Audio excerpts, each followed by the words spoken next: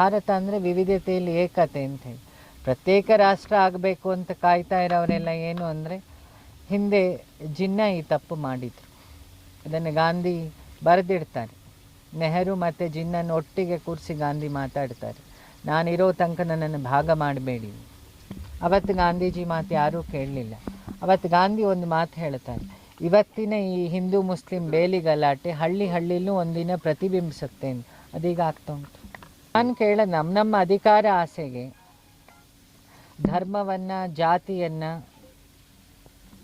ಸ್ವಲ್ಪ ಬದಿಗಿಟ್ಟು, ನಾನು ಹೇಳಿದ್ದೀನಿ ರಾಜಕಾರಣಿಗಳಿಗೆ, ನನ್ನ ಮೂರೂ ಪಕ್ಷದವರು ಆಶ್ರಮಕ್ಕೆ ಪರಿಚಯ ಇರೋರು, ಇನ್ನು ಹೊಸ ಪಕ್ಷದವ್ರು ಯಾರು ಬರ್ಬೋದು, ಅವರಿಗೆಲ್ಲ ನನ್ನ ರಿಕ್ವೆಸ್ಟ್ ಇಷ್ಟೇ, ನೀವು ನಿಮ್ಮ ರಾಜಕಾರಣವನ್ನು ನಿಮ್ಮ ಟ್ಯಾಲೆಂಟು ನಿಮ್ಮ ಕೆಲಸದಿಂದ ತೋರಿಸಿ.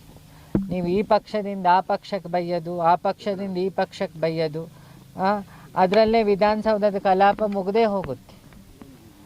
ಜನರ ಸಮಯ, ಜನರ ದುಡ್ಡು ಮತ್ತು ಒಬ್ಬ ಮಿನಿಮಮ್ ಆಟೋದವನು ಟ್ಯಾಕ್ಸು ಸಮೇತ ಸರ್ಕಾರದಲ್ಲಿ ರಾಜಕಾರಣಿಗಳ ಸಂಬಳ ಆಗಲಿ ಅಧಿಕಾರಿಗಳ ಸಂಬಳ ಆಗಲಿ ನಡೀತಿರೋದು ಜನರ ಸಾಮಾನ್ಯರ ಟ್ಯಾಕ್ಸಿಂದ. ಈ ಪರಿಜ್ಞಾನ ಇಟ್ಕೊಂಡು ಬದುಕಿದಾಗ ನಾವು ಇಂಥ ಭಾಷಣ ಎಲ್ಲ ಮಾಡಲ್ಲ. ಪ್ರತ್ಯೇಕ ರಾಜ್ಯ ಆಗಬೇಕು, ಪ್ರತ್ಯೇಕ ರಾಷ್ಟ್ರ ಆಗಬೇಕು. ಈ ಪ್ರತ್ಯೇಕನೇ ಹಿಂಸೆ. ನನ್ನೊಂದು ವಾದ ಇದೆ, ನಾನು ನೀನು ಅನ್ನೋ ಭೇದ ಬಂದಿದ್ದ ದಿನ ಹಿಂಸೆ ಆಯಿತು, ನಾನು ನೀನು ಒಂದು ಅಂದಿದ್ದ ದಿನ ಅಹಿಂಸೆ ಆಯಿತು. ನಾವು ಅಹಿಂಸೆಯಲ್ಲಿ ಬದುಕುವ ಅನ್ನೋದು ನನ್ನ ರಿಕ್ವೆಸ್ಟ್. ನಾನು ಒಂದೇ ಪ್ರತ್ಯೇಕತೆ ಇರೋದು ನಮ್ಮ ಮನಸ್ಸಲ್ಲಿ ಅಲ್ವಾ. ಇಲ್ಲಿ ನೋಡಿ ಒಂದು ಸಣ್ಣ ಎಕ್ಸಾಂಪಲ್, ನಾನು ಹೊರಗಿದ್ದೀನಿ, ಅಲ್ಲಿರೋ ಒಳಗಿದ್ದಾರೆ. ಅವರು ವೋಟರ್ಸೇ, ನಾನು ವೋಟರ್ಸೇ. ಜೈಲಿಂದ ಹಾಕಿದ ಓಟಿಗೂ ಬೆಲೆ ಇದೆಯಲ್ಲ. ನಾವು ಅವರಿಗೂ ಆ ಭಾವನೆಗೂ ನಾವು ಬೆಲೆ ಕೊಟ್ಟಾಗ ಭಾರತ ರಾಷ್ಟ್ರ ಆಗುತ್ತೆ.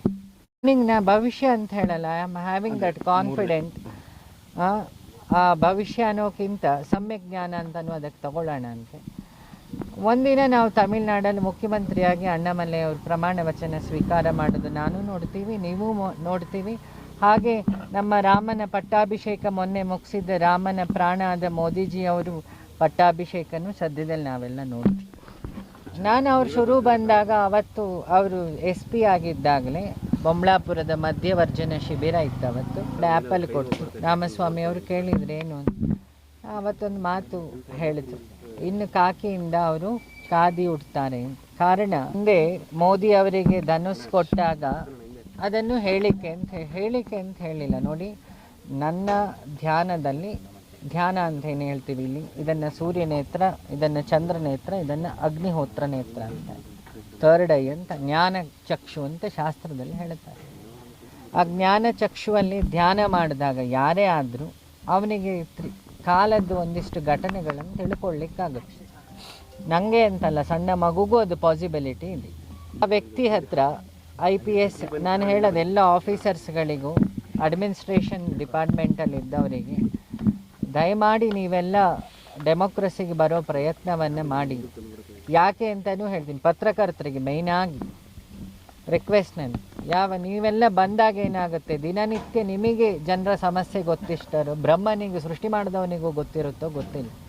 ಪತ್ರಕರ್ತರು ಮೇಯ್ನಾಗಿ ಅವರೆಲ್ಲ ವಿಧಾನಸೌಧದೊಳಗೆ ಅಧಿಕಾರದಲ್ಲಿದ್ದು ಕೆಲಸ ಮಾಡಿದಾಗ ಸಾಮಾನ್ಯ ಜನರಿಗೆ ನನ್ನ ರಿಕ್ವೆಸ್ಟ್,